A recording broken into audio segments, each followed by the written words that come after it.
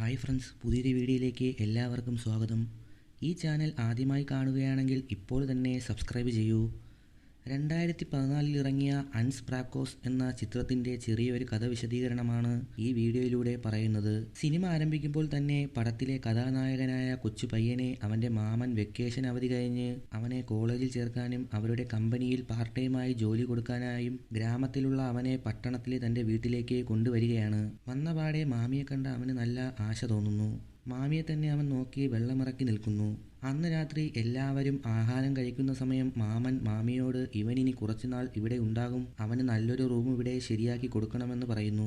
അങ്ങനെ മാമി അവന് റൂമൊക്കെ സെറ്റാക്കി കൊടുത്തിട്ട് ഒരു പുസ്തകം അവനോട് വായിക്കാനായി കൊടുത്തിട്ട് അവിടെ നിന്ന് പോകുന്നു. അടുത്ത ദിവസം രാവിലെ ചെറുക്കനെ മാമൻ പുതിയ കോളേജിലും താൻ ജോലി ചെയ്യുന്ന കമ്പനിയിലും കൊണ്ടുപോയി എല്ലാം പറഞ്ഞു കൊടുക്കുന്നു. അന്ന് രാത്രി എല്ലാവരും കഴിക്കുന്ന സമയം ചെക്കൻ മാമിയുടെ ദേഹത്തു നിന്ന് കണ്ണെടുക്കാതെ നോക്കിയിരിക്കുന്നു. അത് കഴിഞ്ഞ് അവൻ റൂമിൽ പോയതും മാമി അവൻ്റെ മുന്നിലായി വന്നു നിന്ന് ഡാൻസ് കളിക്കുകയും എനിക്ക് നിന്നെ ഒരുപാട് ഇഷ്ടമാണെന്ന് പറഞ്ഞ് അവനെ ഒരു പരിപാടിക്കായി ക്ഷണിക്കുന്നു. പെട്ടെന്നവൻ ഉറക്കത്തിൽ നിന്ന് ഞെട്ടിയുണരുന്നു. അവൻ കണ്ടത് ഒരു സ്വപ്നമായിരുന്നു. അത് കഴിഞ്ഞ് അടുത്ത ദിവസം രാവിലെയും മാമൻ അവനെക്കൊണ്ട് ജോലിക്കും കോളേജിലുമൊക്കെ പോയിട്ട് വരുന്നു. അന്ന് രാത്രി മാമിയും മാമനും കിടക്കാനായി റൂമിൽ കയറി. അന്ന് ആകെ തളർന്ന മാമൻ അപ്പോൾ തന്നെ കിടക്കാനായി ഒരുങ്ങി. മാമിക്കാണെങ്കിൽ ഒരു കളി കിട്ടാനായി കൊതിച്ച് ഇരിക്കുന്ന സമയമായിരുന്നു. അങ്ങനെ മാമി വിഷമത്തോടെ റൂമിലിരുന്നു. അത് കഴിഞ്ഞ് മാമി പതുക്കെ ചെക്കൻ്റെ റൂമിൻ്റെ വാതിക്കൽ പോയി നോക്കി. താൻ ചെയ്യുന്നത് തെറ്റാണെന്ന കുറ്റബോധത്തിൽ മാമി തിരികെ വന്ന് മാമൻ്റെ അടുത്തായി വന്ന് കിടക്കുന്നു. പിറ്റേ ദിവസവും പതിവ് പോലെ എല്ലാ ജോലിയും കഴിഞ്ഞ് അവർ കഴിക്കുന്ന സമയം മാമന് പുതിയൊരു ജോലി വന്നിട്ടുണ്ടെന്നും ഞാൻ വരാൻ വൈകുമെന്നും നിങ്ങൾ കഴിച്ചിട്ട് പോയി കിടന്നോളാൻ പറഞ്ഞിട്ട് മാമൻ പോകുന്നു. അങ്ങനെ ചെക്കൻ മാമിയും സ്വപ്നം കണ്ട് അങ്ങനെ കിടക്കുന്നു. മാമി അവിടെ ജോലികൾ തീർക്കുന്ന സമയം മാമിയുടെ മനസ്സിൽ വേണ്ടാത്ത ചിന്തകൾ കടന്നു വരുന്നു. ഭർത്താവും ഇവിടെ ഇല്ല, ചെറുക്കൻ ഒറ്റയ്ക്കേ ഉള്ളൂ, നമ്മൾ തമ്മിൽ എന്തെങ്കിലും നടന്നാലും ആരും അറിയില്ല എന്ന് മാമി ചിന്തിക്കുന്നു. അത് കഴിഞ്ഞ് മാമി പതുക്കെ അവൻ്റെ റൂമിലേക്ക് പോകുന്നു. അവിടെ മാമിയും സ്വപ്നം കണ്ട് ചെക്കൻ ഉറങ്ങുന്നു. പക്ഷേ ചെക്കൻ മാമി റൂമിലേക്ക് വരുന്നതും സ്വപ്നം കണ്ട് കിടക്കുകയാണ്. പക്ഷേ യഥാർത്ഥത്തിൽ മാമി സ്വപ്നത്തിലേതെന്ന പോലെ റൂമിലോട്ട് പോവുകയാണ്. ചെക്കൻ മാമിയൊരു മുത്തം കൊടുക്കുന്ന പോലെ സ്വപ്നം കാണുകയാണ്.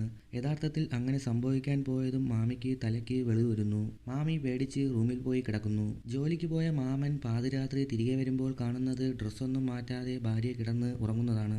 ഇതെന്താ ഇങ്ങനെയെന്ന് ആലോചിച്ചിട്ട് മാമൻ ചെക്കൻ്റെ റൂമിൽ പോയി നോക്കി. അവനും നല്ല ഉറക്കത്തിലാണെന്നറിഞ്ഞ മാമൻ അവിടെ എന്താണ് നടക്കുന്നതെന്ന് ആലോചിച്ച് പോയി കിടക്കുന്നു. പിറ്റേ ദിവസം രാവിലെ ചെറുക്കനെ കോളേജിൽ കൊണ്ടുപോകുന്ന സമയം പന്തികേട് തോന്നിയ മാമൻ അവന് വേണ്ടി ഒരു ഹോസ്റ്റൽ റെഡിയാക്കിയിട്ടുണ്ടെന്നും അവിടെ നിനക്ക് ജോലിക്കും കോളേജിലും പോകാൻ എളുപ്പമാണെന്നും പറഞ്ഞ് അവനെ കാറിൽ കയറ്റുന്നു. പോകാൻ മടി കാണിച്ച ചെക്കൻ മാമിയെ തന്നെ നോക്കി നിൽക്കുന്നു.